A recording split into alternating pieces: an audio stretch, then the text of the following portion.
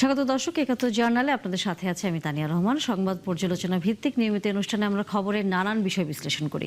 পত্রপত্রিকা, television, digital media এবং news পোর্টালে যেসব খবর শিরোনাম হয়ে থাকে আমরা তা জানিয়ে দিই। সে খবরের সাথে যুক্ত মানুষদের আমরা সংযুক্ত করি আমাদের আলোচনা টেবিলে। আমাদের স্টুডিও এবং অনলাইনে সংযুক্ত থাকা অতিথিরা সেসব খবরের গভীরে ঢোকেন। আজকেও তার খুব একটা ব্যতিক্রম হবে না দর্শক। আমাদের সাথে এরই মধ্যে স্টুডিওতে আছেন লন্ডনে বাংলাদেশ হাই কমিশনের সাবেক প্রেস মিনিস্টার আকবর হোসেন। অনেক ধন্যবাদ আকবর হোসেন, যুক্ত হয়েছেন এবং সময় দিয়েছেন। আছেন বিএনপি দলীয় সংসদ সদস্য আমিরুল ইসলাম খান, আপনাকে ধন্যবাদ এবং স্বাগত একাত্তর জার্নালে। এবং একই সাথে এনসিপির দলীয় সংসদ সদস্য ডক্টর আতিক মুজাহিদ, আপনাকে ধন্যবাদ এবং সময় দেওয়ার জন্য কৃতজ্ঞতা। আমরা রাষ্ট্রপতি নিয়েই একটু আলোচনা করতেই চাই। আকবর হোসেন, আপনাকে দিয়ে যদি একটু শুরু করি, সেটি হচ্ছে ৩৫ বছর পর এবং ২৩তম রাষ্ট্রপতি আলোচনা আমরা অনেকদিন ধরেই আসলে জানি চলছে, এবং আজকে আসলে সেটি পুরোপুরি আমরা দেখতেই পেলাম, বাংলাদেশ তাদের নতুন রাষ্ট্রপতি পেয়েছেন। কিন্তু আসলে যেটি আমার আপনার সাথে একটু আলোচনা করবার জায়গাটি, সেটি হচ্ছে যে বারবারই যে প্রসঙ্গটি এসছে যে দলের বাইরে গিয়ে আসলে ভোট দেওয়ার সুযোগটি আসলে নেই সংসদ সদস্যদের, যেটি ৭০ অনুচ্ছেদের বিষয় নিয়ে বারবার আলোচনা হচ্ছে। সামনের দিনে আসলে এর পরিবর্তনের কথা বলছে সরকার। আপনার কাছে কি মনে হয় সেই পরিবর্তনের উপর আমরা কি আসলে ভরসা রাখতে পারি অন্ততপক্ষে বাংলাদেশের রাজনীতিতে? আমি অবশ্য এটার পরিবর্তন করার পক্ষে নই। আমি মনে করি ৭০ অনুচ্ছেদ যেভাবে আছে এটা থাকলে আমাদের খুব বেশি ক্ষতি হবে না ডেমোক্রেসির জন্য। কেন ক্ষতি হবে না? দেখুন, আপনি যখন একটা দলের এমপি হিসেবে নির্বাচিত হচ্ছেন, একটা দলের টিকিটই তো আপনি সেটা মনোনীত হচ্ছেন, তাই না? এমপি হচ্ছেন যারা, এই যে উনি বিএনপি থেকে হয়েছেন, উনি এনসিপি থেকে হয়েছেন, জামায়াত এনসিপি জোটের, তো ওনারা তো ওই জোট বা ওই দলের যে কর্মপন্থা বা তাদের সেখানে আস্থা বিশ্বাস রেখেই তারা হয়েছেন। সুতরাং তার দল পরবর্তীতে যেটার উপরে তাদের আস্থা রাখবে, যে কাজে তারা যাবে, তাহলে উনি পরবর্তীতে দলের উপর সে আস্থাটা রাখতে পারবেন না কেন? তাই না? সেটা তো কোনো আমি কারণ দেখি না। এটা হচ্ছে প্রথম কথা। দ্বিতীয় কথা হচ্ছে যে আপনি, হ্যাঁ, যদি ৭০ অনুচ্ছেদটা কেন করা হয়েছিল এবং এটা আমাদের জন্য কেন প্রয়োজনীয়, দেখেন আমাদের এখানে আপনি জানেন যে এখানে অনেক বেশি আমাদের রাজনীতিতে অস্থিরতা হয়, এবং এই অস্থিরতাটার একটা বড় হচ্ছে যে ক্ষমতাকে কেন্দ্র করে, তাই না? এখন আপনি যদি ৭০ অনুচ্ছেদটা তুলে দিয়ে এমপিদেরকে আপনি বলেন যে হ্যাঁ আপনারা যেভাবে ইচ্ছা দিতে পারবেন ভোট, যা ইচ্ছা যেভাবে দিতে পারবেন, তখন এখানে পার্লামেন্টারি যে একটা সিস্টেম, ডেমোক্রেটিক যে সিস্টেম, এটা বাধাগ্রস্ত হবে। আমি মনে করি তখন একটা বিশৃঙ্খলা তৈরি হবে। এবং এখানে আরেকটা বিষয়, অনেকেই যেটা বলেন যে বাংলাদেশের রাষ্ট্রপতি এবং প্রধানমন্ত্রীর মধ্যে কিছু ক্ষমতার একটা ভারসাম্য তৈরি করা দরকার। ওটা ৭০ অনুচ্ছেদের সঙ্গে সম্পর্কিত না। আমি ওইটারও পক্ষে না যে রাষ্ট্রপতি এবং প্রধানমন্ত্রীর মধ্যে ক্ষমতার ভারসাম্য কেন লাগবে। কারণ রাষ্ট্রপতি তো একটা সাংবিধানিক পদ, he or she is the head of the state, তাই না? রাষ্ট্রের।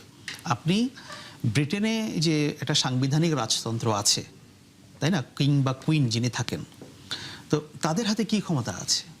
তাদের হাতে তো কোনো ক্ষমতা নাই, সেভাবে এক্সিকিউটিভ কোনো পাওয়ার নাই। এখন আমাদের এখানে যে কোনো সংসদীয় ব্যবস্থা রাষ্ট্রপতি সেরেমোনিয়াল পোস্ট। এখন আপনি যদি সেখানে প্রধানমন্ত্রীর কিছু ক্ষমতা নিয়ে রাষ্ট্রপতির কাছে দিতে চান, এইটা একটা ক্ষমতার একটা কি বলবো, এটা ডাবল একটা পাওয়ার হাউস তৈরি হবে। তখন আপনি মনে করেন ভারসাম্যহীনতা আসলে আরো বেশি তৈরি হবে। আচ্ছা, এখন যেমন যে কোনো বিসর্জন আমরা কি করি, যে কোনো বিসর্জন আমরা সরকার প্রধানকে দায়ী করি। এইটা হচ্ছে না কেন? সরকার প্রধানকে এখন তারেক রহমান, আমরা ওনাকে রেসপন্সিবল করব, আমরা ওনাকে অ্যাকাউন্টেবল করব। তা আপনি যখন দুইটা পাওয়ার সেন্টার করবেন, তখন কোনটার জন্য আপনি কাকে দায়ী করবেন? কারণ মানুষ যখন রাজনৈতিক দলকে ভোট দেয়, একটা নির্দিষ্ট সময়ের জন্য ভোট দেয়, এবং তার কাছ থেকে সে 4 বছর 5 বছর পরে সেগুলো বুঝে নেয় নির্বাচনের মাধ্যমে। আপনি আমাকে ডেলিভার করতে পারেন নাই, আমি আপনাকে ভোট দেব না। এখন আপনি যদি আরও একটা, যেটা বললাম যে কিছু ক্ষমতা রাষ্ট্রপতির হাতে যাবে, কিছু ক্ষমতা প্রধানমন্ত্রীর হাতে থাকবে। এখন ক্ষমতা বলতে রাষ্ট্রপতির হাতে হয়তো অত বেশি ক্ষমতার কথা বলা হচ্ছে না, কিছু সাংবিধানিক প্রতিষ্ঠানে নিয়োগের ক্ষেত্রে তাকে ক্ষমতায়িত করার কথা বলা হচ্ছে, কিন্তু সেটা উচিত হবে না। রাষ্ট্রপতি is the head of the state, উনি থাকবেন। দেশের ক্রাইসিসে অনেক সময় আমাদের রাষ্ট্রপতির ভূমিকাটা মুখ্য হয়ে ওঠে, যেমন আমরা এবারও দেখলাম। সুতরাং ওই জায়গাটা ওভাবেই থাকা উচিত।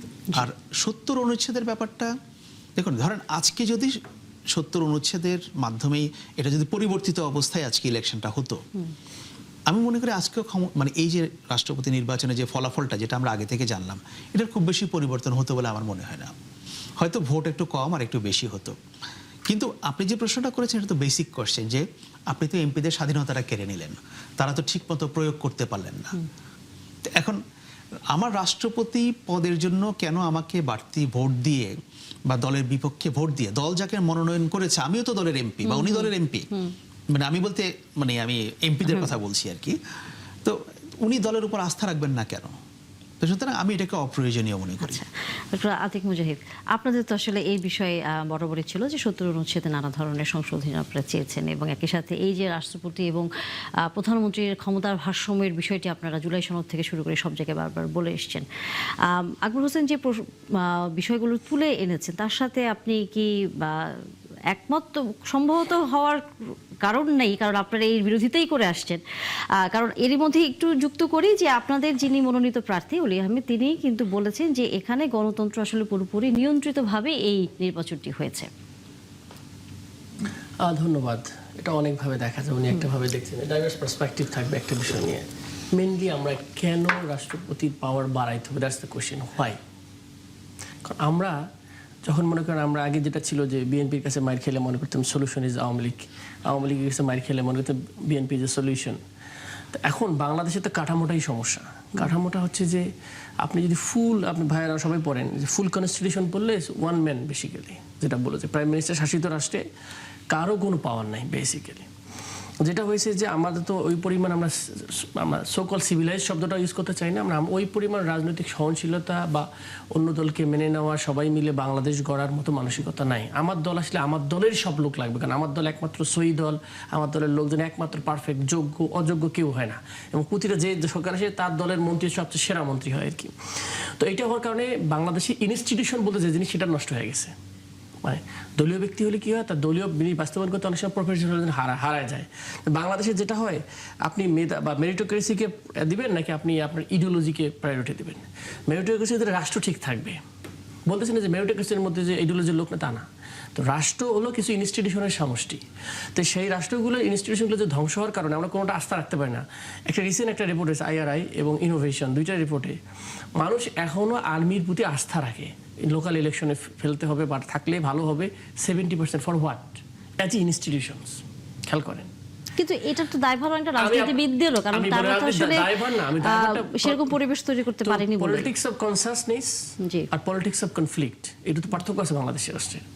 তো যেটা বলতেছিলাম যে এটা দেখে দেখে মানুষ মনে হচ্ছে কি ব্যাপার, এত যদি হয়ে যায় এরকম, তাহলে সব যদি এরকম হয়ে যায় তাহলে আমরা কি করবো, কোথায় বাঁচবো? মনে হচ্ছে যে তাহলে কি সাংবিধানিক যে প্রতিষ্ঠান যেগুলো আছে সেগুলোর অ্যাটলিস্ট অ্যাপয়েন্টমেন্ট পাওয়ারটা যদি রাষ্ট্রপতির সাথে একটু মিনিমাম পাওয়ার হয়, যদি উনি একটু, রাষ্ট্রপতি যখন অভিভাবক হয়ে যায় না, মানুষের যখন মানে এমন সময় ওনারা তো শেষ সময় আসে, তখন একটু সেন্স ফিরে যায়। কারণ একটা রাজনৈতিক প্রধানমন্ত্রীর কাছে তো কিছু একটা গ্রুপ অফ পিপল থাকে, তাদের কথা নিয়ে সবসময় চলতে হয়, তখন অনেক সময় মিসলিড হতে পারে। কিন্তু রাষ্ট্রপতি দূর থেকে অনেক সময় দেখতে পারে, অনেক লোকের কথা হয়তো এভাবে অবজার্ভ করে না, তখন তার সেন্সটা বেশি কাজ করে যে মানুষ ওরিয়েন্টেড, জাতি ওরিয়েন্টেড, রাষ্ট্রপতিকে একটু অ্যাবভ আমরা পলিটিক্সের উপরে রাখি। তো সেই জায়গা থেকে উনি যদি প্রতিষ্ঠানগুলো ঠিক রাখে, যে রাষ্ট্র ঠিক থাকবে, মেরে ব্যালেন্স হবে, বেসিক্যালি হচ্ছে একটা সুশাসন যেন হয়। মানে all this staff what we are doing basically, কেন কনস্টিটিউশন দরকার? বিশৃঙ্খলা যেন না হয়, সব কিছু যেন নিয়মতান্ত্রিক অনুযায়ী হয়। কিন্তু সেই কনস্টিটিউশনের মধ্যে যদি এমন সিস্টেম থাকে যে একজনকেই সব ফেসিলিটেট করা হয়, কারণ মানুষ যদি একবার অটোক্রেট হয়ে যায়, মানে সিস্টেমের মধ্যে সব কিছু পাওয়ারফুল হয়ে যায়, অটোক্রেট হয়ে যাবে, যা চায় তাই করতে পারে। কিন্তু প্রাইম মিনিস্টার যদি বলে যে সাইনিং পাওয়ার নাই, তো মন্ত্রী দিলাম, সাইনিং পাওয়ার নাই, শেষ হয়ে যাবে, এরকমও আছে। তো এই বিষয়টার জন্য জাস্ট এটার জন্য 71 ছাড়া দরকার। দেখেন ইভেন যেটা আপনি রাষ্ট্রপতি যেটা যুক্ত করে দিলেন ওনার কথা অনুযায়ী, রাষ্ট্রপতি তো তার দলের দিলাম, 4টা দিলাম, 4টা দেওয়ার পরেও আপনি কিছু বিল আছে, এমন কিছু বিল আছে যে বিলগুলোকে তার মন থেকে সে মানতে পারতেছে না, যে এই বিলটার আমার বিরোধিতা করা দরকার, এই বিলটার ব্যাপারে আমার দলের বিরুদ্ধে গিয়ে কথা বলা দরকার, যারা really pure heart for the nation sake, for the people's interest, এইটার জন্য আমার কথা বলা দরকার। তখন ঠিকই কিন্তু সে কথা বলতে দাঁড়িয়ে, কিন্তু এখন সে স্টপ। বরং সরকারের জন্য লোকজন আমাদেরকে বলে, ভাই তোমরা একটু বলো, I can't see this one, can you raise this voice, এটা আমাদের সবার দরকার।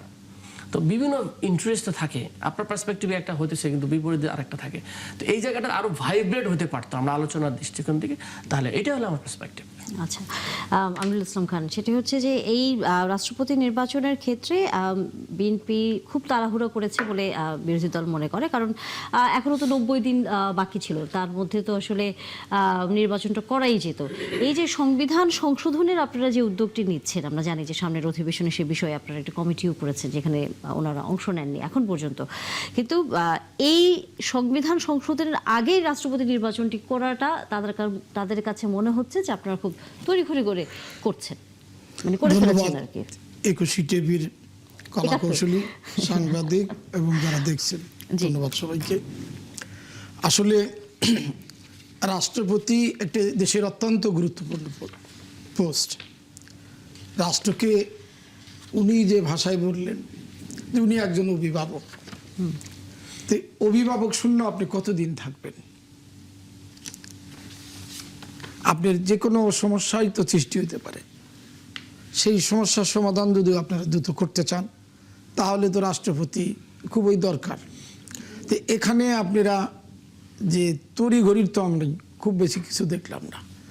হয়তো 90 দিন ছিল, আপনি না আর 20 দিন পরে করতে পারতেন, না আর 1 মাস পরে করতে পারতেন, আপনাকে তো করতেই হতো, করতে হতো না? এখন আমাদের কালচারটা দাঁড়াইছে যে আমি যদি বলি সূর্য পশ্চিম দিকে ওঠে, আমার প্রতিপক্ষ বলবে যে না, সূর্য পূর্ব দিকে ওঠে। মানে আমরা একটা ভালো করি আর খারাপ করি, সেইটার একটা ভুল ধরতে হবে। এইটাই হচ্ছে আমাদের কালচার। এই কারণে উনি আজকে বলতেছেন যে তরি করে হচ্ছে। কিন্তু আমার তো যদি আমরা পজিটিভ দৃষ্টিকোণ থেকে দেখি, তাহলে তো আমাদের বলা উচিত ছিল যে রাষ্ট্রপতিবিহীন সরকার, একটা অভিভাবকহীন, দ্রুত যত একজন অভিভাবক দ্রুত নিয়োগ পান, সেটা রাষ্ট্রের জন্য মঙ্গলজনক। তো বিএনপি সেই মঙ্গলজনক কাজটা দ্রুত করেছে, এটাকে তো স্বাগত জানানো উচিত। কিন্তু যদি বিএনপি বলতো যে আমরা 90 দিন 89 দিনের যা করব, তখন আবার আজকে যারা বলতেছেন যে দ্রুত, তারাই আবার বলতো কেন এত দেরি করছেন? না, তারা বলছেন যে সংবিধান সংশোধন করার পর তো আপনারা করতে পারতেন, সংবিধান না করে করেছেন কারণ এই যে 70 অনুচ্ছেদটা আসলে বাস্তবায়ন করবার জন্য নির্বাচনটা হলো, জি সেটা তো 70 ধারা মেনেই হলো। জি, এটা যে শুধু আমরা মানছি তা না, তারাও তো মানছে, তারাও মানছে না। এবং এই যে আপনি বলেন, ওনাদের আহ্বায়ক সাহেব বলেছেন নিয়ন্ত্রিত গণতন্ত্র, তা আমি ভাবলাম যে ওনারা তো অনিয়ন্ত্রিত দেখলাম না, ওনারাও তো ওনাদের প্রার্থীকেই ভোট দিয়েছে। অলি আহমেদ তো আপনাদের জোটেরই প্রার্থী, অলি আহমেদ তো আর অন্য একটা দলে অন্য জোটের প্রার্থী না যে আপনারা তৃতীয় কোনো ব্যক্তিকে প্রার্থী করে আপনারা তাদের ভোট দিচ্ছেন। অলি আহমেদ তো আপনাদের জোটের, আপনারা তো জোটের মধ্যেই থাকলেন। কই, আপনারা তো মির্জা ফখরুল ইসলাম আলমগীর, এই যে একজন সজ্জন ব্যক্তি, রাজপথে দীর্ঘদিন তিনি গণতন্ত্রের জন্য লড়াই করেছেন, সংগ্রাম করেছেন। আমরা তো ভাবতেই পারি, দেশের মানুষও তো ভাবতে পারে যে 11টা অন্যান্য দলের লোকজন ভোট দিয়েছে, আপনারা জোটের একজন লোক কি মনে হলো না মির্জা ফখরুল ইসলাম আলমগীর একজন ভালো মানুষ? আপনারা যদি আজকে নিয়ন্ত্রিত গণতন্ত্রের কাঠামো থেকে বের এসে ভোট দিতেন, তাই না ভাবতাম যে আপনারা নিয়ন্ত্রিত গণতন্ত্র না, আপনারা স্বাধীন গণতন্ত্র। আপনারা তো সেই দলের গণতন্ত্রের মধ্যেই থাকলেন, নিয়ন্ত্রণের মধ্যেই থাকলেন। কারণ একজন তো আপনি দাঁড়ায় দিতে পারতেন, খুবই অযোগ্য। আচ্ছা, এই প্রার্থী নিয়ে একটু আলোচনা যেরকম আছে, যে সেটা হচ্ছে যে মির্জা ফখরুল ইসলাম আলমগীর এবং অলি আহমেদ, আসলে বলা যায় যে বিএনপিরই একসময় নেতা ছিলেন অলি আহমেদ, এবং যে বিষয়টি তিনি ছিল একই সাথে মুক্তিযোদ্ধা। জামাতের এই অনেকে বলছে যে একটু কৌশলের মতো, যে 71-এর বিষয়টিকে একটু পাশ কাটানো বা ধামাচাপা দেবার জন্য, এবং একই সাথে বিএনপির প্রার্থীর সাথে বিএনপিরই একজন পুরনো কলিগের মানে এই নির্বাচনে দাঁড় করানোর বিষয়টি একটা কৌশল। আমরা এই মন্তব্য নেব, তবে সেটি বিরতির পর। আছেন আপনারা আমাদের সাথে দর্শক, বিরতির পর নিশ্চয়ই আপনারা যুক্ত হবেন। আমরা অবশ্যই ভারত নিয়ে কথা বলবো, তবে তার আগে যে প্রসঙ্গে আসলে আমরা ছিলাম আমরুল ইসলাম, সেটি যে মির্জা ফখরুলের বিপরীতে অলি আহমেদকে যে প্রার্থী করার বিষয়টি, সেটি নিয়ে একটি প্রশ্ন ছিল আপনার কাছে। আসলে আমি মনে করি যে জামাত তার স্বাধীনতা বিরোধী কলঙ্কজনক অধ্যায়কে কিছুটা মেকআপ লাগিয়ে তারা মানে মানুষকে সাথে নিজেদের অবস্থানটা আড়াল করে তারা প্রকাশ করতে চাচ্ছে যে তারা মুক্তিযোদ্ধা যে তারা করেনি, সেটাতে তাদের ব্যর্থতা ছিল। সেই ব্যর্থতাটাকে লাঘব করার জন্য তারা এই একজন মুক্তিযোদ্ধাকে বেছে নিয়েছে কৌশলগত কারণে। আমি মনে করি তাদের এই যে প্রার্থী করাটা, এটা যে মুক্তিযুদ্ধ যে একটা সঠিক সিদ্ধান্ত ছিল, তারা যে ভুল করেছে আমি মনে করি তারা সেটা উপলব্ধি করতে পেরেছে। সেটা তারা হয়তো তাদের এই উপলব্ধির কারণেই তারা আজকে একজন মুক্তিযোদ্ধাকে প্রার্থী দিয়েছে। তাদের অপকর্ম থেকে, তাদের অনুশোচনা থেকে, এবং তাদের এই প্রার্থী নিশ্চয়ই মুক্তিযুদ্ধকে মহান্বিত করে, এবং তারা যে মুক্তিযুদ্ধের বিরোধিতা করেছিল সেটা মনে হয় তারা অনুধাবন করতে পেরেছে। এই কারণেই তারা এই প্রার্থী বেছে নিয়েছে। আমরা একটু সংবিধান সংশোধন কমিটি নিয়ে একটু কথা বলতে চাই। আতিক মুজাহিদ, সেখানে আপনাদের নাম দেওয়ার ক্ষেত্রে এখনো তো সরকার বলা যায় বলেছে যে আপনারা যে কোনো সময় সেখানে যুক্ত হতে পারবেন।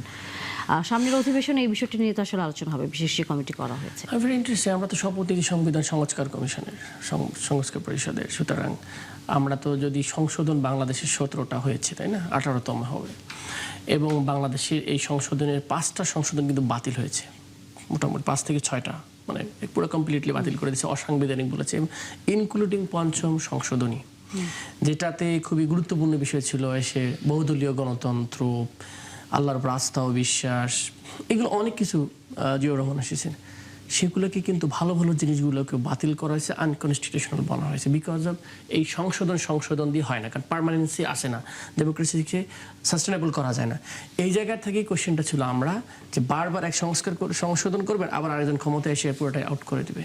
তো এইটা তো হতে পারে না। একটা বাংলাদেশের মানুষের, যেন বাংলাদেশের ভ্যাট ট্যাক্সের পলিসি প্রতি বছর চেঞ্জ হয়, এই জন্য ব্যবসা ঠিক হয় না, ঠিক এরকম অবস্থা। রাষ্ট্রটাকে একটা ইনস্টিটিউশনালাইজ করার মতো যে পজিশন বা এই কাঠামোগুলো যে সমস্যা, সেগুলোকে দূর করার জন্য সংস্কার একবারে কমপ্লিটলি করে ফেললে, আমরা রেটিফাই করে যদি আমরা করতে পারতাম, তাহলে রাষ্ট্রটার একটা পূর্ণাঙ্গ আমরা জিনিস পাইতাম।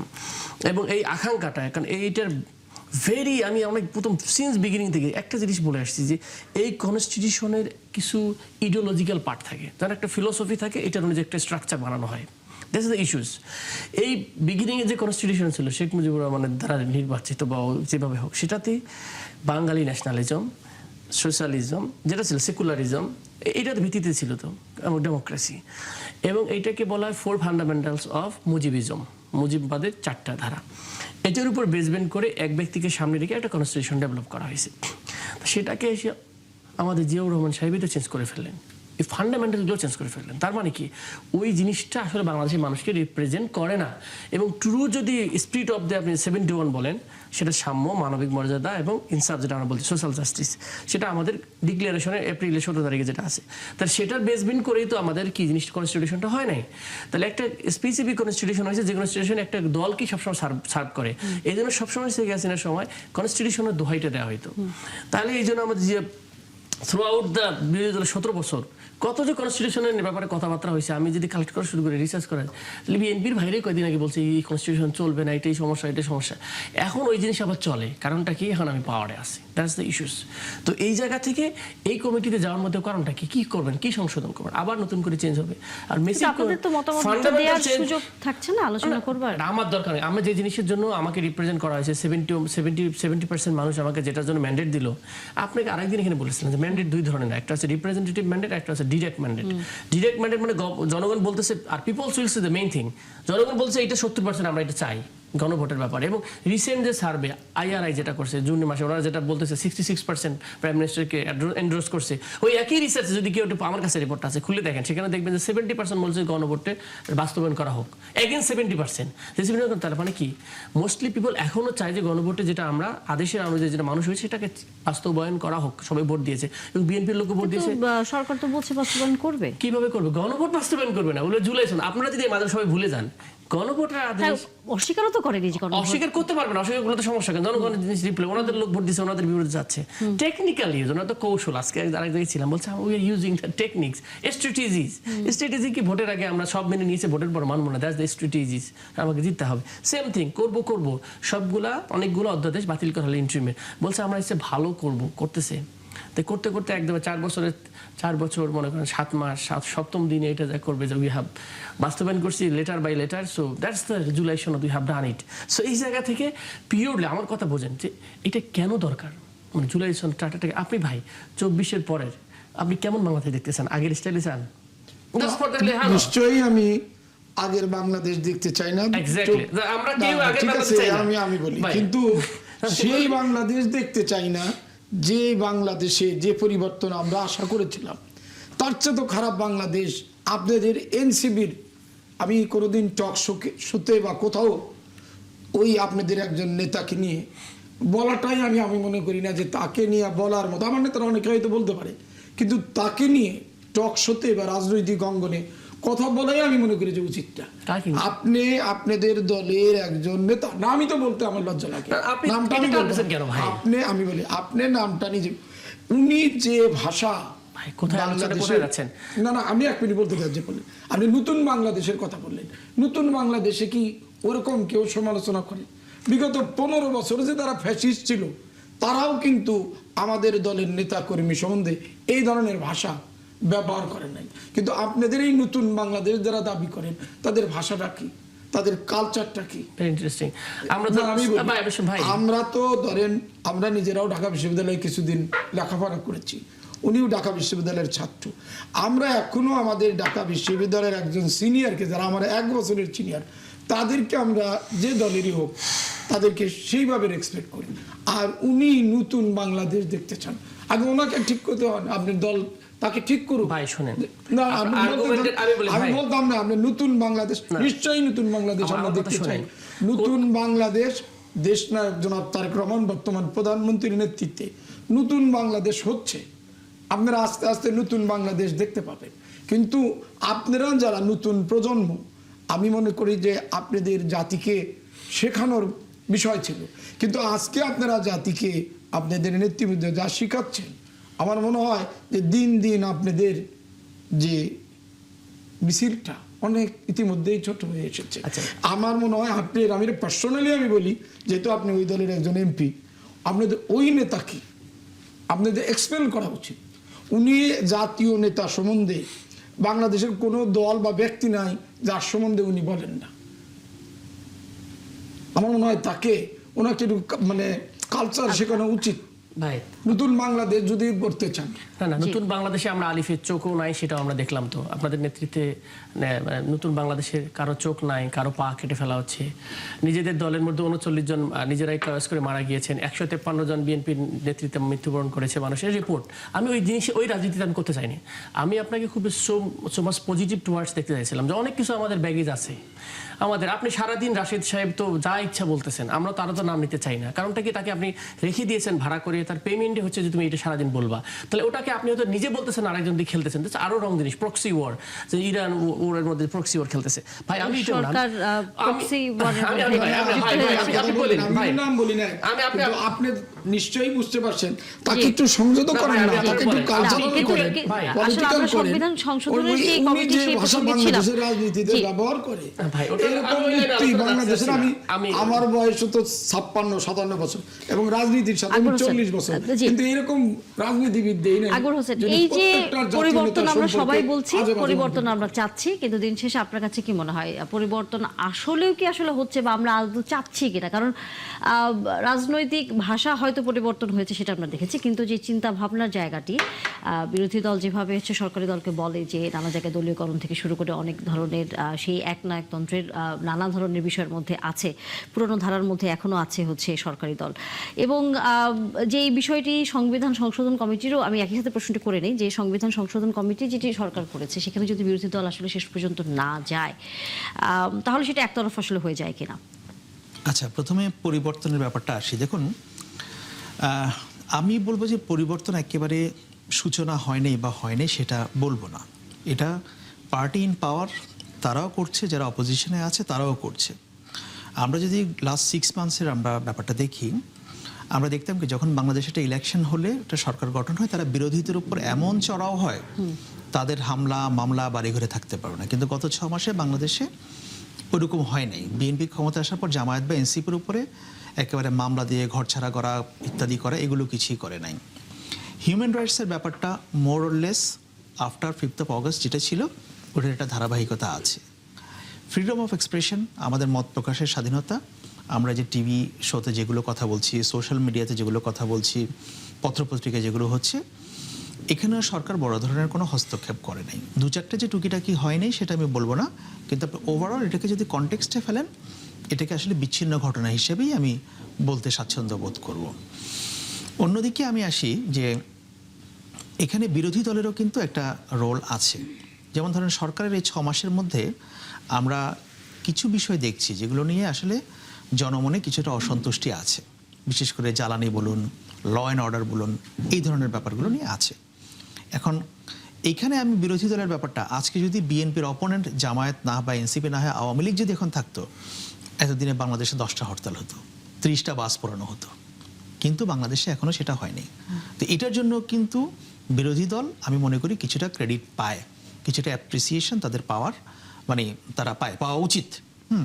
কিন্তু একসাথে আবার এই বক্তব্য তো তারা দিচ্ছে যে সরকারকে তারা না, ওইটা তো দিবেই, সরকারকে তারা ফেলে দিবে। এবং আমার ধারণা এটা পলিটিক্যাল রেটরিক। আমরা সবাই জানি যে এই সরকার একটা ওভারওয়েলমিং মেজরিটি নিয়ে তারা ক্ষমতায় এসছে, 6 মাস গেছে, তাদের হাতে আরো 4.5 বছর সময় আছে। 4.5 বছর পরে বাংলাদেশে ইলেকশন হবে, আবার বাংলাদেশের মানুষ নির্ধারণ করবে যে তারা এই সরকারকে কন্টিনিউ করবে নাকি তাকে এই সরকারকে পরিবর্তন করবে। এবং বিরোধী দলের কাজ হচ্ছে এই সময়ের মধ্যে সরকার যে কাজগুলো করবে এগুলোকে স্ট্রংলি অপোজ করা। কিন্তু সমস্যা হচ্ছে কি, বিরোধী দলের ল্যাকিংটা হচ্ছে যেখানে অপোজ করার দরকার তারা সেখানে করে না, তারা উল্টো জায়গায় করে। এরকম, যেমন আমি একটা উদাহরণ দিয়ে বলি, আপনারা রিপোর্ট করছেন যে সরকার একটা পে স্কেল বাস্তবায়নের কথা ভাবছে, অলমোস্ট এটা নিয়ারলি ফাইনালাইজড, তাই না? সরকারি কর্মকর্তা কর্মচারীদের বেতনের এটা বাড়ানোর জন্য, এবং ডাবল আসলে এক অর্থে বলছে অনেকে। সরকারের মন্ত্রীরা বলছেন টাকা নাই আমাদের, বলেছেন না? বিদ্যুৎ মন্ত্রী বলেছেন না যে আমাদের টাকা নাই, আমরা জ্বালানি কিনবো, আমরা কিনতে পারছি না। সরকার বলছেন আমরা কৃচ্ছ্রতা সাধন করব, তাই না? পারছে না। তাহলে আপনি এই সময়ে সরকার কেন সরকারি কর্মচারীদের এই পরিমাণ বেতন বৃদ্ধি করবে? বিরোধী দলকে এটা নিয়ে কোনো অপোজ করেছে? বলুক বিরোধী দল স্টেটমেন্ট দিয়ে যে আমরা চাই না সরকারি কর্মচারীদের বেতন বাড়ানো হোক, তাহলে তো সরকার সাহস পায়। কিন্তু বিরোধী দল এটা করেনি, কারণ বিরোধী দলও মনে করছে যে না, সরকারি কর্মচারীদের ব্যাপারে কিছু বলা যাবে না, এদেরকে আমাদের হাতে রাখতে হবে। তখন মানে এই ধরনের ইস্যুগুলোতে দেখবেন যে মানে আসলে কথা বলে না। আচ্ছা, জ্বালানির সংকট নিয়ে ঠিক আছে, বা অন্যান্য যেগুলো নিয়ে সেগুলো বলছে, এগুলো তারা বলবে, এগুলো আমরাও বলছি। কিন্তু কিছু কিছু বিষয় আছে যেখানে আপনি বিরোধী দলের একটা সাপোর্ট না পেলে, যেমন ধরুন আমাদের ফরেন পলিসির ক্ষেত্রে বিরোধী দলের যে সাপোর্টটা সরকার পাচ্ছে, সরকার এবং বিরোধী দল আমি দেখতে পাচ্ছি যে অলমোস্ট এখন একরকম হয়ে গেছে। সো এটা সরকারকে একটা স্ট্রেংথ দিচ্ছে, বিরোধী দলকেও দিচ্ছে। সো ওই জায়গাটার মধ্যে যে একেবারে পরিবর্তন আসে নাই তা না। এবং আপনি দেখেন পলিটিক্যাল কালচারের পরিবর্তনের সূচনাটা করাটা কিন্তু গুরুত্বপূর্ণ। আমি বিএনপির কেউ না, কিন্তু বিএনপির লোকজন এই কথাটা অনেক সময় বলে না, কিন্তু আমি বলি। দেখুন, তারেক রহমান যখন প্রধানমন্ত্রী হলেন, উনি জামায়াতের আমিরের বাসায় গিয়ে দেখা করেছেন না? আচ্ছা, উনি নাহিদ ইসলামের বাসায় গিয়ে, এনসিপি লিডার, তার বাসায় গিয়ে উনি দেখা করেছেন না? বাংলাদেশে কি অতীতে আগে কখনো যখন প্রধানমন্ত্রী হয়েছিল নির্বাচনে জেতার পর, তারা কি বিরোধী বা পরাজিত পক্ষের বাড়িতে গিয়ে দেখা করেননি? তারেক রহমান আসার পরে বাংলাদেশে তিনি শরীফ ওসমান হাদির কবর জিয়ারত করেছেন না?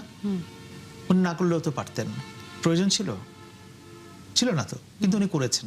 কেন করেছেন? কারণ উনি এটাকে অ্যাকনলেজ করেছেন যে শরীফ ওসমান হাদি বাংলাদেশে জুলাই গণ অভ্যুত্থানের ওয়ান অফ দ্য ফেসেস, তো উনি সেটাকে অ্যাকনলেজ করেছেন। এবং এই যে পরিবর্তন যে একেবারে হচ্ছে, মানে আমি বলবো যে একেবারে যে আমি যে সব কিছুকে নেগেট করে দিই যে না কিছুই হচ্ছে না, কোনো পরিবর্তন হচ্ছে না, এটা কিন্তু ঠিক না। সরকারের যেখানে ব্যর্থতাটা হচ্ছে অ্যাডমিনিস্ট্রেটিভ প্রবলেম, অর্থনৈতিক ব্যবস্থাপনার প্রবলেম। আপনি দেখেন একটু আগে আমরা একটা হেডলাইন পড়ছিলাম যে সরকারে আরো 2 বা 3 মন্ত্রী যুক্ত হবেন। অলরেডি এই গভর্নমেন্টে 62 জন আছেন উপদেষ্টা, মানে মন্ত্রী আছেন 25 জন, ফুল মিনিস্টার, স্টেট মিনিস্টার 23 জন, অ্যাডভাইজার 10 জন, স্পেশাল অ্যাসিস্ট্যান্ট 5 জন, সব মিলিয়ে 62। আউটপুটটা কি? তাহলে আপনি আরো বাড়াবেন কেন? বাড়াবেন কার টাকায় বাড়াবেন? এই টাকা তো আমার টাকা, আপনার টাকা, যে ট্যাক্স দেন না, এই যে আপনি চাকরি করছেন আপনার বেতন থেকে ট্যাক্স কেটে নেয় না? তাহলে কেন বাড়াবে? এটার ব্যাখ্যা কি? কিন্তু ওই যে পদ পদবি দিয়ে সন্তুষ্ট করতে হবে, এই জন্য করছে। আচ্ছা, এরপরে আমরা আসি যেটা আপনি সরকারের এই আরো যে বিষয়গুলা, আমি মনে করি যে সরকারেরও সব কিছু শুনলে, সমালোচনা শুনলেই হ্যাঁ সরকার ডিফেন্ড করার চেষ্টা করবে, কিন্তু কেউ অনেক বেশি রিয়্যাক্ট করেন। কিন্তু রিয়্যাক্ট করার কিছু নাই। আমরা যেটা এখন যে সমালোচনাগুলো হচ্ছে, এগুলো হচ্ছে গভর্নমেন্টের অ্যাকাউন্টেবিলিটি। এটা কিন্তু সরকার পরিবর্তনের সমালোচনা না। সরকার পরিবর্তনের সমালোচনা, সরকার বাংলাদেশে পরিবর্তিত হতে হবে ভোটের মাধ্যমে।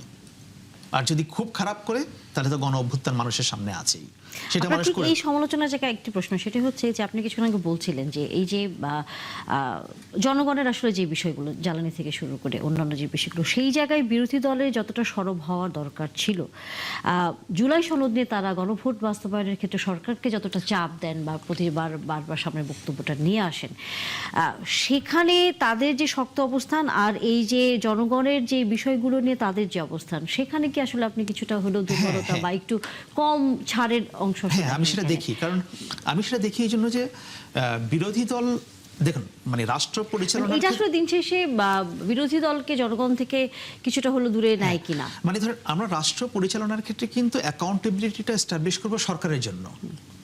আমরা যতটা না বিরোধী দলকে সমালোচনা করবো তার বেশি সমালোচনা সরকার হবে, কারণ সরকার তো পলিসি বাস্তবায়ন করছে, বিরোধী দল তো করছে না। কিন্তু বিরোধী দলের যে জায়গাটা আছে, আমি বলবো যে দেখুন তারা সংবিধান, জুলাই এগুলো নিয়ে যে পরিমাণ কথা বলছে, সংস্কার হবে নাকি সংশোধন হবে যে পরিমাণ কথা বলছে, আমি মনে করি যে এই যে 6 মাসের সরকারের এখনো পর্যন্ত আমরা এখনো সংবিধান, এই যে আইডিওলজি, এগুলোর মধ্যে আমরা আটকে গেছি। মানুষের যে ওয়েলফেয়ারের ব্যাপারটা, মানুষের বাড়িতে যে বিদ্যুৎ নাই, সামনে গ্যাসের কি অবস্থা হবে, দ্রব্যমূল্য কোন দিকে যাবে, আইন শৃঙ্খলা পরিস্থিতিকে আদৌ উন্নতি হবে, এগুলো হচ্ছে আমার ডে টু ডে লাইফকে আমাকে মানে ইনফ্লুয়েন্স করে, মানে ইম্প্যাক্ট করে। আমি কিন্তু অ্যাজ সিটিজেন আর খুব বেশি দিন শুনতে চাইবো না সংবিধান সংস্কার হলো নাকি সংশোধন হলো। এটা আমার কাছে এখন আর মুখ্য বিষয় না, হয়তো এটা বড় বিষয়, কিন্তু আমি যখন দেখবো যে আমার জীবন থমকে যাচ্ছে, তাহলে আমি সেদিকে কি নজর দিব? আপনি যতই সংবিধান সংশোধন করে একেবারে একটা বই পুস্তক ছাপিয়ে মেনে নিলাম, সবটাই আপনি করলেন, আপনি যদি জনগণের ওয়েলফেয়ার এস্টাবলিশ করতে না পারেন, ক্ষমতার পরিবর্তনের আমরা দেখছি যে বাংলাদেশে সব সংবিধান পরিবর্তন হয়ে যায়, এগুলো ডাজন্ট ম্যাটার। আওয়ামী লীগ খুব বড়াই করে বলতো না বাংলাদেশের তত্ত্বাবধায়ক সরকার ব্যবস্থা ফিরবে না, ফিরে এসেছে প্রতিদিন বলতো না, তো কি হয়েছে? কিচ্ছু হয়নি। আবার যদি এরকম কোনো গণ অভ্যুত্থান হয়, আপনি সংবিধানে যতই অ্যাড করেন, পরের আরেকটা সরকার এসে বলবে যে মানি না, এগুলো সব সাজানো ছিল। তো সেই জন্য আমাদের যেটা করা দরকার, আমাদের ডেমোক্রেটিক প্রসেসটা এটা এমন একটা বিষয়, এটা আপনি একটা পুস্তিকা ছাপিয়ে ইনক্লুড করে এটাকে একবারে বাস্তবায়ন করতে পারবেন না। একটা প্রশ্ন করে আমি আসলে বিরতিতে যেতে চাই আপনাকে, সেটা হচ্ছে যে এই সরকার এবং বিরোধী দলের এই অবস্থানের ভেতরে যদি মাত্র তো আসলে 6 মাস হলো, এর মাঝে যদি নিজেদের ভেতরে এই আলোচনা বা এই বলা যায় বন্ধুত্বটা যদি আসলে তৈরি না হয়, তাহলে আমরা মাঝে মাঝে তখন অন্য একটি পক্ষ, অর্থাৎ এই যে ফ্যাসিস্ট পক্ষকে দেখি এখানে মিছিল করছে, ওখানে একটি বার্তা দিচ্ছে, এরকম করে যে একটা অস্থির অবস্থা তৈরি করার চেষ্টা করছে, সেটি সামনে আসলে বেড়ে যাওয়ার সম্ভাবনা তৈরি হয় কিনা। আমরা উত্তর নিব, তবে সেটি বিরতির পর। দর্শক, বিরতির পর নিশ্চয়ই আপনারা যুক্ত থাকবেন আলোচনায়। ধন্যবাদ দর্শক, আবার আমন্ত্রণ 71 জানালে। আকবর হোসেন, আপনার কাছে সেই প্রশ্নটি রেখে গিয়েছিলাম যে এই যে দুই পক্ষের বিরোধিতার মাঝে আমরা যে ছোট ছোট করে বিক্ষিপ্তভাবে অন্য একটি সংগঠন বলেন, দলকে বলেন, আবারও মাথা চারা দিয়ে উঠতে দেখছি, এটা তো আসলে সামনের দিনগুলোতে এই আশঙ্কা তো ফেলে দেওয়ার সুযোগ তো খুবই কম। হ্যাঁ, ওইটা যদি অনেক বড় আকারে যদি বিএনপি এবং জামায়াত এবং এনসিপির মধ্যে দ্বন্দ্ব তৈরি হয়, মানে ফাটলটা যদি অনেক বড় হয়, তার মাঝখান দিয়ে অন্যরা ইন করতে পারবে, কিন্তু সেই সম্ভাবনা আমি আপাতত দেখছি না। হ্যাঁ, তাদের মধ্যে যে দ্বন্দ্বটা আছে, আমার মনে হয় এটা, বা দ্বন্দ্ব না, মতপার্থক্য আছে, এটা হচ্ছে অ্যাডমিনিস্ট্রেটিভ এবং পলিটিক্যাল যে ব্যাপারগুলো আছে মাইনর, সেগুলো এটা থাকবেই। কিন্তু ওভারঅল তারা, আমার ধারণা যে আওয়ামী লীগ প্রশ্নে বা যারা ফিরে আসার চেষ্টা করছে তাদের প্রশ্নে, তাদের মধ্যে একটা ব্রডার একটা কনসেনসাস আছে, ওইটাকে আমি বড় দেখি না। একটা প্রসঙ্গ যোগ করতে চাই, যে সংস্কার প্রসঙ্গেও, যে আতিক মুজাহিদ ওনাদের দল খুবই চাচ্ছেন যে হ্যাঁ সংস্কার, এই বিষয়টা। আবার বিএনপির পক্ষ, তারা, হ্যাঁ এটা ঠিক যে বিএনপি এখন এমন একটা ভাব করছে যে বাংলাদেশের সংস্কার নামক এই কথাটা নিয়ে কখনো আলাপ হয় নাই, কিছু হয়নি। এখন আপনি গণভোট পছন্দ হোক না হোক, বাংলাদেশের গণভোট হয়েছে না, 68% ভোট দিয়েছে না, আপনার দলের প্রধান, বর্তমান প্রধানমন্ত্রী তারেক রহমান ক্যাম্পেইন করেছেন না যে আপনারা হা ভোট দেন, করেছেন না? আপনাদের দলের নেতারা বলেছেন না? আপনারা মন থেকে বলেন আর লোক দেখানো বলেছেন তো। তাহলে আপনারা এটাকে অনেস্টলি ডিল করতেন, আপনারা তখন বলতেন যে না, আপনারা হ্যাঁ ভোট দিয়েন না, আমরা পারবো না, আমরা ক্ষমতায় আসলে আমরা যতটুকু এগ্রি করেছি আমরা এইটুকু বাস্তব। এই প্রশ্নের উত্তরটি আমরা, এই সৎসাহস, আমার প্রথম হচ্ছে এই সৎসাহসটা বিএনপি দেখাতে পারলো না কেন? যেমন আমি পার্সোনালি মনে করি, শেষ করি, ওনার বলতে সুবিধা হবে, গণভোট হওয়াটা উচিত ছিল না। তাহলে বিএনপিরও সেটা আগে থেকে বলা উচিত ছিল যে অনেস্টলি যে ভাই আমরা এতটুকুর বেশি পারবো না। এখন এসে আপনি বলছেন যে না এটাই হয় না সেটা হয় না, তাহলে তো এটা হচ্ছে না। এখানে আসলে যে পক্ষটা গণভোটটা আয়োজন করেছে তারা আসলে মূলত ভোটটাই চায় নাই। তারা চাচ্ছিল যে তারা যে বর্তমান যে সরকারটা ছিল ওই সরকারটা থাকলেই ওনাদের প্রতিনিধিরা আছে, ওনাদের যে আজকে যারা যে জোট করেছে তাদের প্রতিনিধিরা আছে, তারা চায় নাই যে দেশের প্রকৃত গণতন্ত্র ফিরে আসুক। মানে আপনি কি বিরোধী পক্ষকে বোঝাচ্ছেন? হ্যাঁ জি, তারা চাইছে যে ইউনূস সাহেবের নেতৃত্বে সরকারটাই থেকে গেলে ওনারা যে সুযোগ সুবিধা পাচ্ছিল, ভোট যদি হয়ে যায় তাহলে এই সুযোগ সুবিধা ওরা পাবে না। ওনারা বুঝতো যে ভোট হলে সুযোগ সুবিধা পাচ্ছিলেন তারা, মানে আপনি তারা রাষ্ট্র ক্ষমতায় ছিল, তা ওই সরকারের মাধ্যমে তারা প্রশাসনের বিভিন্ন জায়গায় বিভিন্ন সুযোগ সুবিধা তারা নিচ্ছিল, তাদের লোকজনকে প্রশাসনের বিভিন্ন জায়গায় তারা দায়িত্ব দিয়েছিল, যেটা জানে যে একটি গণতান্ত্রিক সরকার আসলে তারা পারবে না, সেই সুযোগ তারা পাবে না। তার জন্য তারা সবসময় চেয়েছে যে ওই সরকারটাতেই অনির্বাচিত সরকারই তারা থাকুক, সেই অনির্বাচিত সরকার যাতে নির্বাচিত সরকারে পরিণত হতে না পারে তার জন্য যারা বিভিন্ন ধরনের দফা সংস্কার বিভিন্ন পয়েন্ট তারা সংযোগ করেছে, যাতে নির্বাচনটা দেরি হয় বা নির্বাচনটা তো না হয়। কারণ নির্বাচন হলেই তো তাদের ওই দায়িত্ব থেকে সরে আসতে হবে। তাদের কয়েকজন উপদেষ্টা ছিল এবং গুপ্ত দলেরও কিছু লোকজন ছিল, প্রকাশ্য হোক আর অপ্রকাশ্য, গুপ্ত দল তো গুপ্তই, তারা গুপ্তর মধ্যেই ছিল। এই কারণে তারা নির্বাচনটা চায় নাই। কিন্তু আমাদের জনগণের প্রতি বিশ্বাস ছিল, আস্থা ছিল, আমরা চেয়েছি যে একটা অবাধ এবং নিরপেক্ষ নির্বাচন হোক। সেই নির্বাচনটাকে অনুষ্ঠিত করার জন্য আমরা আমাদের কৌশল নিয়ে আমরা কাজ করেছি। আমাদের জনগণ আজকে আমাদেরকে নির্বাচিত করেছে। তারপরেও কিন্তু আমাদের সরকার এই সংস্কার জুলাই সনদ বা নতুন বাংলাদেশ এগুলি কিন্তু শুরু করেছে। অনেক ক্ষেত্রেই অনেক পরিবর্তন হচ্ছে, ঠিক আছে। তো কাজে উনিও ব্যাখ্যা করেছেন, আমি এই জন্য আর দ্বিতীয়বার ব্যাখ্যা করলাম না। আমরা তো আর রাতারাতি থেকে বাংলাদেশটাকে একবারে পরিবর্তন করতে পারবো না, আমাদেরকে আস্তে আস্তে এই পরিবর্তন করতে হবে। সেই জন্য পরিবর্তন কিন্তু চলছে। আমাদের বলছি যে আমাদের প্রধানমন্ত্রীর নেতৃত্বেই সংস্কার হচ্ছে। আমরাও একটা নতুন বাংলাদেশ চাই। সেই নতুন বাংলাদেশ প্রতিষ্ঠার জন্য সরকারি দল যেমন আন্তরিকতা আছে, বিরোধী দলেরও সেই আন্তরিকতা থাকা দরকার। এখন বিগত সরকার সময়ে যে সরকারি দলের বিরোধিতা করাই দায়িত্ব ছিল। তো আমার কথা হচ্ছে যে হ্যাঁ, বিরোধী দল আমাদের সরকারি দলের সমালোচনা করবে, সেটা স্বাভাবিক। কিন্তু সরকারি দল যদি ভালো কিছু করে সেটারও তো আপনার প্রশংসা করা উচিত, সেটাকে তো সমর্থন করা উচিত। সেটা যদি না হয়, সেই বিরোধী সরকারি দল সরকারকে 6 মাসের ভালো কাজই করবেন না। আপনি বলেন, আপনি নিজেই তো বলো ফরেন পলিসিতে ইউ হ্যাভ ডান গুড, আমরা আপনার দাঁড়িয়ে বলছি। আপনার ডিপ্লোমেসিতে আমরা যখন গেছে প্রাইম মিনিস্টার, আপনি বলেন এরপরে ভালো কাজটা কি করছেন? আপনার মিনিস্টাররা থ্রেট করে বিদ্যুৎ না দিয়ে, আপনি তাকে বাহবা দিতে বলবেন না? বিদ্যুৎ না দিয়ে কোনটার কথা বলবেন? আপনি একটা মিনিস্টারের কথা বলেন যে ভালো কাজ করছে, আমি সব বাহবা দিন, একটা বলেন তো। কারণ আপনি বলেন যে কোন মিনিস্টার, আপনার বিদ্যুতের যে ক্রাইসিস গুলো আপনি বলতেছেন, কি ক্রাইসিস সমস্যা না, এটা তো আপনি আন্তর্জাতিক বিশ্বে যে আজকে খুব ভালো অবস্থায় আছে ভাই, আপনি আমার বলতে দেন। আপনার আজকে আমাদের সরকার নেওয়ার 1 মাসের মধ্যে ইরান যুদ্ধ শুরু হয়ে গেছে, তাহলে আপনার এটার প্রভাব পড়ছে। তারপরে আপনার বিগত সরকারও তো এই যে লাস্ট যে ইউনূস সাহেবের সরকার ছিল, তারা তো বিদ্যুৎ সেক্টরের জন্য অনেক, বিদ্যুৎ বিষয়টাতে এমন একদিনে কিন্তু সমাধান করা, বিদ্যুৎ চলে গেছিল না। বিদ্যুতের জন্য অ্যারেঞ্জমেন্ট করার যে জিনিসগুলো দরকার ছিল সেগুলো কিন্তু তারা ক্রয় করে আসে না। দ্বিতীয়ত আসেন আপনি আইন শৃঙ্খলা পরিস্থিতি বলেন।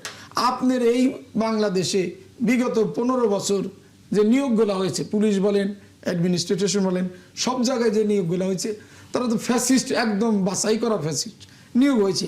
তারা সেই জায়গায় রয়েছে, তারা তো সরকারকে প্রতিনিয়ত ডিস্টার্ব করার চেষ্টা করছে। তা আপনি একদম সব দিক থেকে ধ্বংসপ্রাপ্ত একটা রাষ্ট্র বর্তমান প্রধানমন্ত্রীর নেতৃত্বে সংস্কার হচ্ছে, আপনারা সময় দিবেন না? আপনারা 6 মাসের মধ্যে আপনারা সরকার ফেলে দিতে চান। আপনি তো পরিবর্তন করার জন্য তো সময় দিতে হবে। আপনার দিন দিনে তো পরিবর্তন হচ্ছে, আপনারা সময় দিচ্ছেন না। Very interesting. উনি কিন্তু বলতে পারলাম না যে ওনাদের কোন মিনিস্টার ভালো করছে। এই যে আজকে সমকাল একটা সুন্দর রিপোর্ট করছে, নিত্য পণ্যের দাম কিরকম বাড়ছে 2025 আর 2026, ঠিক আছে? তো সেখানে ম্যাক্সিমাম দেখেন সবগুলোতেই প্রায় 5 থেকে 10 টাকা বাড়ছে। চিনিতে 110 থেকে 130, আপনার ব্রয়লার মুরগি 180 থেকে 200 হয়ে গেছে।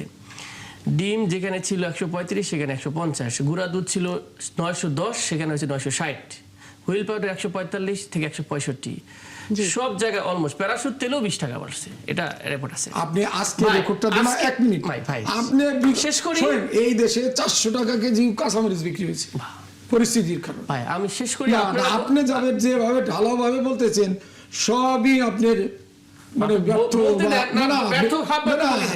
আমি সেটাই বললাম যে আপনার নতুন বাংলাদেশ চাই, কিন্তু আমি নিজে মনে পানে নতুন বাংলাদেশ ধারণ করি না। না আপনি না সেটাই না, মুরগির ডিম 150 টাকা, কিন্তু 150 টাকাও ক্রস করছে বহুবার, আবার একটা জায়গায় ফিরে আসছে। আপনারা মানে বললামই তো যে কালচারটাই হচ্ছে যে আমরা মুখে বলবো আমরা নতুন বাংলাদেশ চাই, কিন্তু আমরা অনুকরণ করব পুরানো বাংলাদেশের রাজনীতি। এটা কি এটা যেটা বললাম, এটা নতুন বাংলাদেশের সমস্যা কি? না এটা কি নতুন বাংলাদেশ? মানে আপনি বলেন যৌক্তিক সমাধান, আমি বলি ভাই কোনো কথা বলতে দেন আমারে। কোনো মন্ত্রী ভালো করতেছে না। আমি আপনাকে আমি অ্যাকাউন্টেবল করা কোশ্চেন করবো না। বিরোধী দলের 3টা দায়িত্বের মধ্যে একটা দায়িত্ব, মেইন দায়িত্বটা হচ্ছে অ্যাকাউন্টেবল করা। আর যে আপনার মিনিস্টার, আপনি ক্ষমতা আছে, আমি প্রশ্ন করবো না যে আপনার মিনিস্টার সাকসেস করছে, আপনি বলেন সাকসেস রেটটা কি? আপনি দাবি করতেছেন যে 6 মাসে আমরা অনেক কিছু করেছি, তো বলেন। আপনার শুধু প্রাইম মিনিস্টারের ছবি ছাড়া আর কারো দেখাতে পারেন? শুধু প্রাইম মিনিস্টার সাকসেস, কারণ প্রাইম মিনিস্টার সবকিছু সুন্দরভাবে চলতেছে, সিম্পল চলতেছে, অনেক দেখভাল করতেছে, তাহলে বাকিরা কি করতেছেন আপনারা? টিম লিডার যদি এটা করে, টিম লিডার তো শিখিয়ে দিয়েছে তার টিম মেম্বারদের যে তোমরা এরকম করে করো। আমি ভাই শেষ করি, ওনারা চাইতেছে বিরোধী দল বিএনপি হয়ে যাক সবাই, মানে এই ছাড়া আর কোনো অপশন দেখতেছে না তো মনে হচ্ছে। 2 নম্বর, উনি একটা ভেরি ইন্টারেস্টিং কথা বলছে যে ইন্টারিম গভর্নমেন্টটা একটা এনসিপির গভর্নমেন্ট, এটা কমপ্লিটলি সবসময় ন্যারেটিভটা তৈরি করার চেষ্টা করতেছে। এটা একটা আওয়ামী লীগের বয়ান ছিল, এটাকে টার্ন করা শুরু করছে। এখন দেখেন তাহলে আপনাদের পররাষ্ট্রমন্ত্রীটা কোথায় ছিল ভাই? আপনাদের আইনমন্ত্রীটা কোথায় ছিল ভাই? কোন ছিল আইনমন্ত্রী কি ইন্টারিমে ছিল? আপনার স্বরাষ্ট্রমন্ত্রী ইন্টারিমে ছিল? আপনার বিটা চেয়ারম্যান ইন্টারিমে ছিল? না তাহলে আমি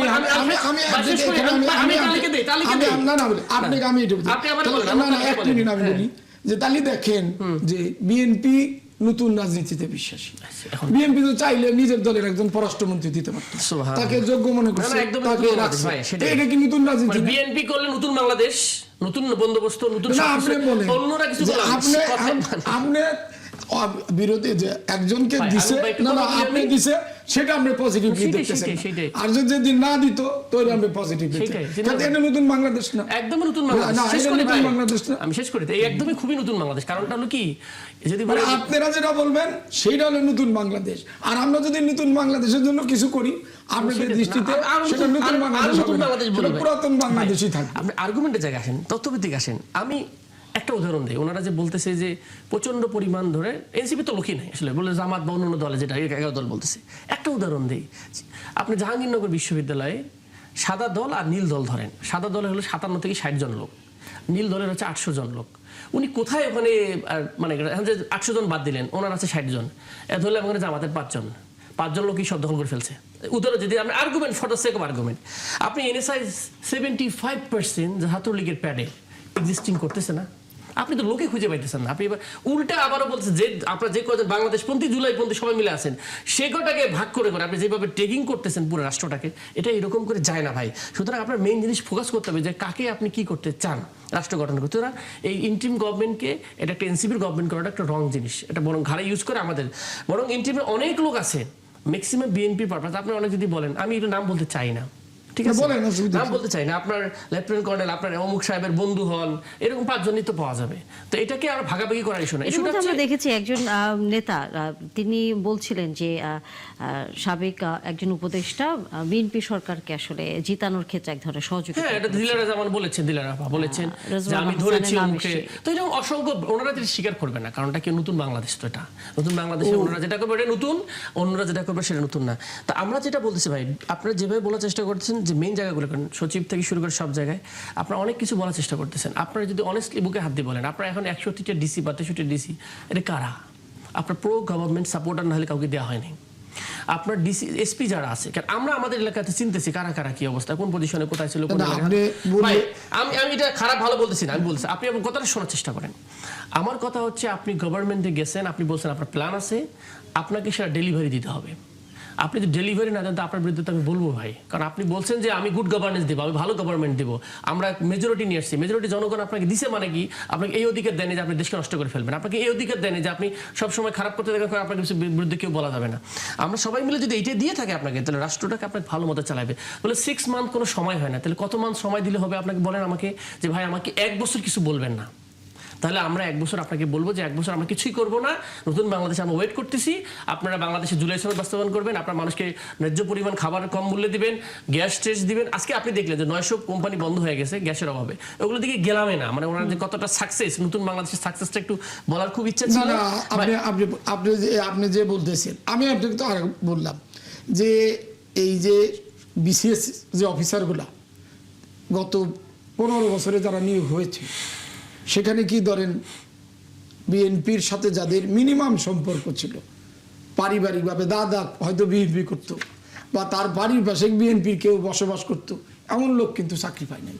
যারা চাকরি পেয়েছে আমরা তাদেরকে তো সরকারি কর্মকর্তা, তাদেরকে আমরা একবার অস্বীকার করতে পারি না, কিন্তু বাট তারা কিভাবে চাকরি পেয়েছে, কোন কালারের লোক চাকরি পেয়েছে, তারা সরকারকে কতটুকু পজিটিভলি হেল্প করছে, এটা তো আমরা লক্ষ্য করতেছি তাই না? আপনারা আপনি বললেন যে কোনো সফলতাই নাই, আপনি না আমাদের বলতে পারি বলেন। সেটা হচ্ছে দেখেন, আতিক মুজাহিদ সাহেব একটা প্রশ্ন তুললেন, আপনি ওনাকে একটা প্রশ্ন করলেন যে কোন একজন বলেছেন যে বিএনপিকে জিতিয়ে দিয়েছে ইলেকশনে। বিএনপিকে ইলেকশনে জিতিয়ে দেওয়া হয়নি, বিএনপিকে জনগণ ভোট দিয়ে নির্বাচিত করেছে, এবং that election was internationally accepted election. এটা নিয়ে কোনো প্রশ্ন তোলাটা আমার মনে হয় যুক্তিসঙ্গত ব্যাপার হবে না। কেউই বলে না যে বাংলাদেশে ইলেকশন ইমপারফেক্ট ইলেকশন ছিল। আমি এই প্রসঙ্গে একটু বলি, এই যে ধরেন অভিযোগটা দিল, এইটা কি নতুন বাংলাদেশের কালচারের সাথে যায়? আচ্ছা, আমি এবার আসি। উনি নতুন বাংলাদেশ চায় আর পুরনো কালচার এস্টাবলিশ করার চেষ্টা করে। আমি আসছি ভাই, আমি এরপর আমির ভাই যেটা বললেন যে বিগত সরকার, ইউনূস সরকার, মানে সেখানে কি জামায়াত এবং এনসিপির ইনফ্লুয়েন্সটা বেশি ছিল, এই ব্যাপারটা কিন্তু ঠিক না। বিএনপি ব্যাপারটাকে যেভাবে ন্যারেট করার চেষ্টা করছে, এটা একটা আওয়ামী লীগের ন্যারেশনের সঙ্গে মিলে যায়। ইউনূস সরকার এবং বিএনপি সরকার হচ্ছে এখন অভ্যুত্থান পরবর্তী সরকারের একটা কন্টিনিউয়েশন। আপনি সেই ইন্টারিম গভর্নমেন্টকে কি একটা ডিসিশন দেখাতে পারবেন যেই সিদ্ধান্তটা বিএনপির এগেইনস্টে গেছে, যে সিদ্ধান্তটা জামায়াতের এগেইনস্টে গেছে, যে সিদ্ধান্তটা এনসিপির এগেইনস্টে গেছে? দেখাতে পারবেন? সেটা ন্যারেটিভ থেকে শুরু করে যে কোনো কিছুই সেটা তো যায়নি। তাহলে কেন সেই সরকারকে ব্র্যান্ড করা হবে যে এটা এনসিপি সরকার ছিল বা জামাতের সরকার ছিল, আর তারাও কেন ব্র্যান্ড করবেন যে না আপনাদেরকে জিতিয়ে দিয়েছে? আমি আসি ভাই, এরপরে আপনার এই নির্বাচনের পরে এটা আমির ভাই যেটা বললেন যে হ্যাঁ বিগত সরকারের মানে আওয়ামী লীগ আমলের অনেক রিক্রুটেড ছিল। বিএনপি যে ভুলটা করছে এখন, ঠিক এক্স্যাক্টলি ইন্টারিম গভর্নমেন্ট যে ভুলটা করেছিল একই ভুল তারাও করছে। বিএনপি এটাকে একটা বিজনেস অ্যাজ ইউজুয়াল সরকার হিসেবে ধরে নিচ্ছে, অথচ এটা কিন্তু এই নির্বাচনটা ছিল, এটার প্রেক্ষাপট একটা গণ অভ্যুত্থান।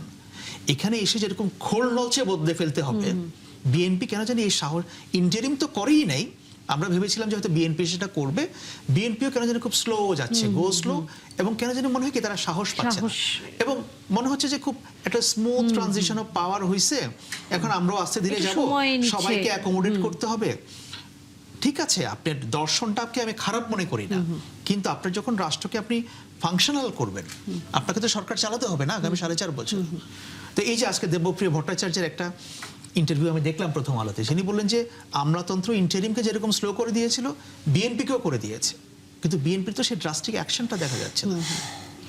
সেই জায়গায় আসলে আমরা উত্তরটি নিব, বিরতি নিতেই হবে আমাদের, আসলে এই জায়গায় আমাদের কিছু করবার নেই। দর্শক আপনারাও নিশ্চয়ই বিরতির পরে আলোচনা আবারও যুক্ত হবেন। ধন্যবাদ দর্শক, আবার আমন্ত্রণ ৭১ জার্নালে। আচ্ছা 1 মিনিট এই উত্তরটি নিয়ে আমরা আসলে আরেকটি প্রসঙ্গে যেতে চাই, আমাদের হাতে কম সময় আছে।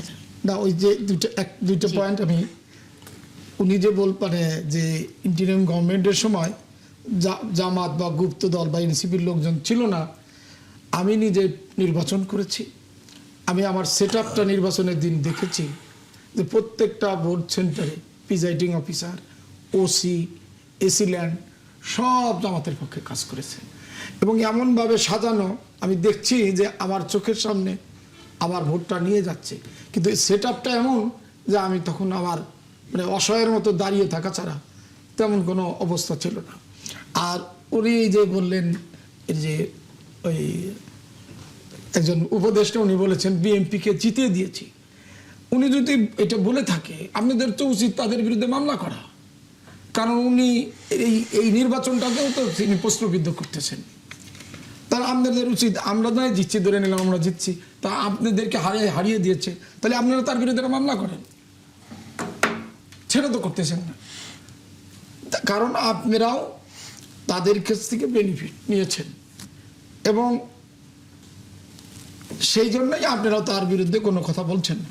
করেন, আপনারা তার বিরুদ্ধে মামলা করেন, মামলা করেন যে আপনাদেরকে নির্বাচনে কনস্পেসি করে উনি হারিয়ে দিয়েছে, মামলা করেন, চ্যালেঞ্জ করেন, কই তা তো করেন। আমরা প্রত্যক্ষভাবে দেখেছি যে এই ইন্টিরিয়ম গভর্নমেন্ট এই গুপ্ত দলের পক্ষে বা আপনাদের পক্ষে সরাসরি মামলা কেন করছেন না, আইনি ব্যবস্থায় যাচ্ছেন? ওনারা মামলার পক্ষে শক্তি নাকি নতুন বাংলাদেশে মামলা করতে হবে নাকি ভাই?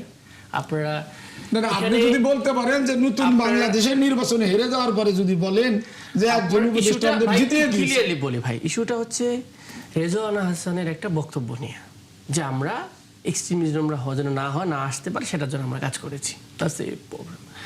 জামাত ইসলাম সহকারে জামাত ইসলাম অনেক এটা নিয়ে কথা বলেছে ওনার ফর্ম থেকে, ওনাদের যে আপনারা এটা করেছেন, আপনারা নেগোসিয়েশন করেছেন। এবং প্রফেসর দিলারা চৌধুরী সেটা রিসেন্টলি মানে উনি বলেছে, ওকে আমি ধরেছিলাম, ওকে জিজ্ঞেস করছি কেন তোমরা বিএনপিকে মেজরিটি দিলা। These are the political dialogue. আমরা যেটা বললো যে এটা তো ইন্টারন্যাশনালি কিছু বিষয় অ্যাকনোলেজ হয়েছে। আমরা বলি ভাই আপনি কতটুকু বলে একজন মানুষ মানে আমরা কতটুকু বোকা না হলে বলতে পারি যে তোমরা কেন বিএনপিকে বেশি করে জিতে দিলা? আরে জিতে দেওয়াটা তো জনগণের উপর নির্ভর করে, ওই উপদেষ্টার উপর নির্ভর করে। ভাই বাংলাদেশে কি রিগড হয় না ইলেকশন? তাহলে আমি যে বললাম না, সেই কারণেই আমি বলছি যে এই বিগত নির্বাচনে আপনাদের গুপ্ত দল এবং আপনাদের সমর্থন ওই বিগত সরকারের ছিল, এই জন্য বিভিন্ন প্রশাসনে আপনাদেরকে ফেভার করেছে। ডিসি, এসপি, টিওনো, ইলেকশন কমিশনার সব জায়গা থেকে আপনাদের ফেভার পেয়েছেন। এবং আমি একটা জিনিস শোনেন, আমি একটা জিনিস বলি যে জামাত ইসলামের ইসলামী ব্যাংকের কর্মকর্তাদের দেয়নি, কিন্তু তার বিরুদ্ধে বাইরে অন্য ব্যাংক থেকে কর্মকর্তাদের নিয়ে দিয়েছে। আমি আমার এলাকায় দেখেছি প্রত্যেকটি ব্যাংক থেকে আসা বাছাই করা কর্মকর্তা সবাই জামাতের, এবং তারা সেন্টারে জামাতের পক্ষে ভোট দিয়েছে, দেওয়া হয়েছে আর কি, লোকজন দিয়ে আমার এজেন্টদের পর্যন্ত বের করে দিয়েছে। তাহলে আমি ধরে নিব না যে এখানে তারা কিভাবে এই আপনাদেরকে সহযোগিতা। বাংলাদেশের ইতিহাসটা নজির হবে যে বিএনপির কোন এজেন্টকে 11 দলের কোনো একজন লোক বের করে দিয়েছে। ভাই এটা চ্যালেঞ্জ করলাম আমি বললাম মেরে ফেলবে। আমাদের এলাকায় এরকমও ঘটেছে যে বিএনপির গলার পরে অনেক ভয় আতঙ্কে ভোট দিতে পারে না, এমন অবস্থা হয়েছে। ভাই শোনেন ভাই, অনেক ফেয়ার ইলেকশন মানে কোয়ালিটির দিক দিয়ে বাংলাদেশে এটা হয়েছে। এটা আমি বলি ভাই তাহলে আপনার এটা প্রত্যাহার করতে হবে। রেজান আহমেদ যে দিছে আপনি এটা একটু আগে বলছেন, তাহলে আপনি এখন বলতেছেন ফেয়ার হয়েছে, আবার বলতেছেন রেজান আহমেদ আমাদের জিতাই দিছে। ভাই কোথায় আপনি সবিরোধী কথা বলতেছেন? কে আমরা বলছি রেজানা জিতে গেছে? আমি বলছি জিতাই দিছে। বলছি অধ্যাপক দিলার, উনি কথাটা কোটেশন করছে অধ্যাপক দিলারা জামানে, দিলারা চৌধুরী, রাইট? দিলারা চৌধুরী উনি এটা বলেছেন। এটা আমাদের নান অফ আস, আমাদের কোনো পলিটিক্যাল পার্টি জায়গা থেকে কোনোভাবে কি স্টেটমেন্ট গেছে? এনসিপি থেকে স্টেটমেন্ট দিয়েছে যে পুরো ভোট রিগড হয়েছে। এটা ভাই এটা একটা নন ফর্মাল বিষয়টাকে আপনি টেনে ফর্মালে আনার দরকার নেই। এটা নিয়ে আমাদের কোনো স্ট্যান্ড নেই।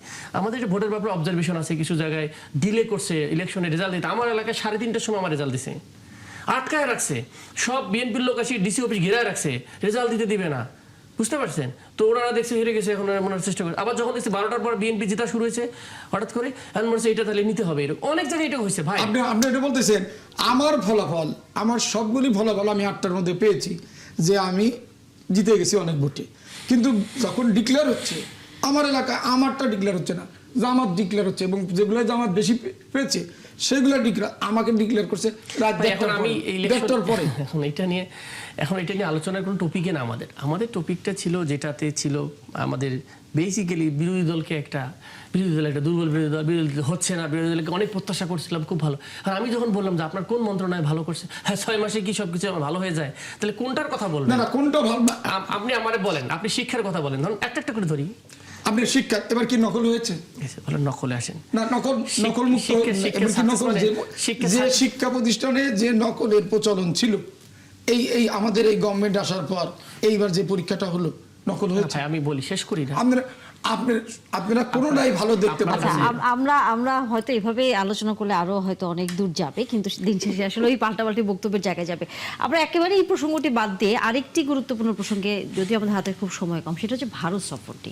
সেটি হচ্ছে মাননীয় প্রধানমন্ত্রী, আমরা দেখেছি আজকে স্বাস্থ্যমন্ত্রীর সাথে আমাদের বাংলাদেশে যে ভারতীয় হাই কমিশনার আছেন তিনি দেখা করেছেন, এবং তিনি সেখানে আবারও মাননীয় প্রধানমন্ত্রী যে ভারতে সফরে যাবেন এই বিষয়টি অবহিত করে এসছেন।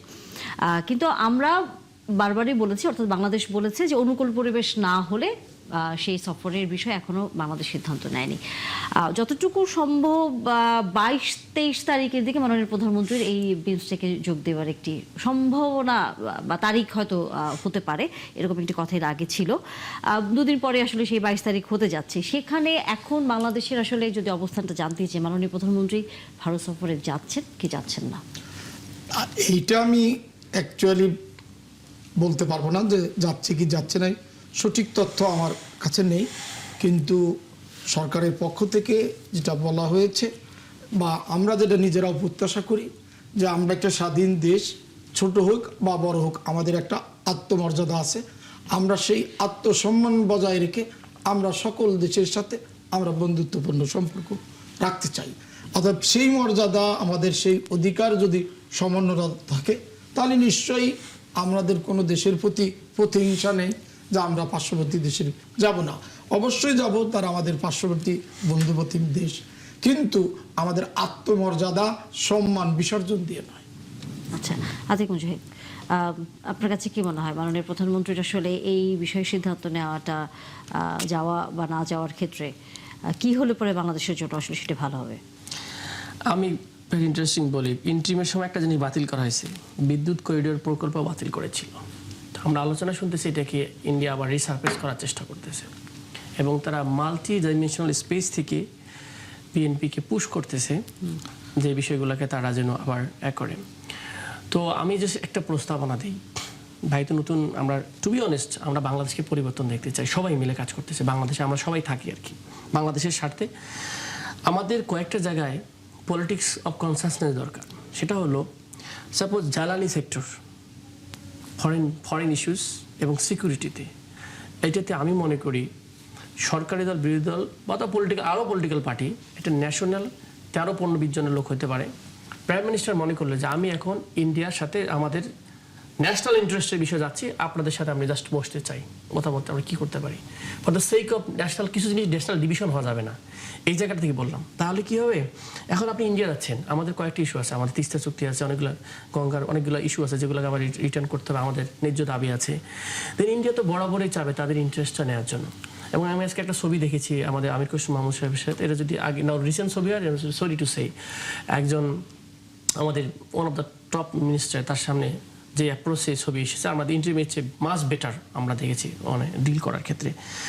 আমি বারবার বলতেছি, বাংলাদেশের কোনো নাগরিককে, এটা আমার বিএনপির ভাই হোক, আমার যে দলের ভাই হোক, যদি কেউ অপমান করার চেষ্টা করে আমি তার জন্য দাঁড়িয়ে যাব। কারণটা কি, আমি আমার বাংলাদেশের আত্মমর্যাদা, ন্যাশনাল ইন্টারেস্টকে কোনোভাবে আর বিকিয়ে দিতে আমরা চাই না। সেরকম একটা বাংলাদেশ চাই যে আমরা সবাই সম্মান করব ন্যাশনাল ইন্টারেস্টের ক্ষেত্রে, এই পলিসিটা যেন সেম থাকে। তো সে জায়গা থেকে আমাদের প্রত্যাশা থাকবে।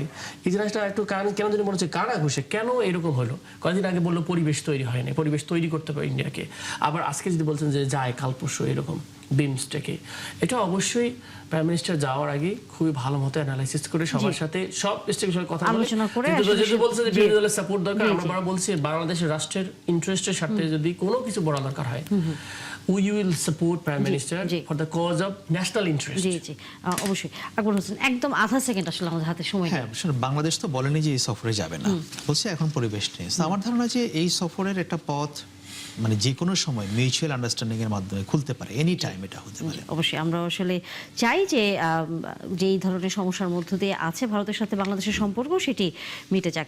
অনেক ধন্যবাদ আপনাদের তিনজনকে, আবারও নিশ্চয়ই কথা হবে রাজনীতির। দর্শক আপনারা তখন সাথে ছিলেন, তার জন্য ধন্যবাদ, দেখা হবে আবার।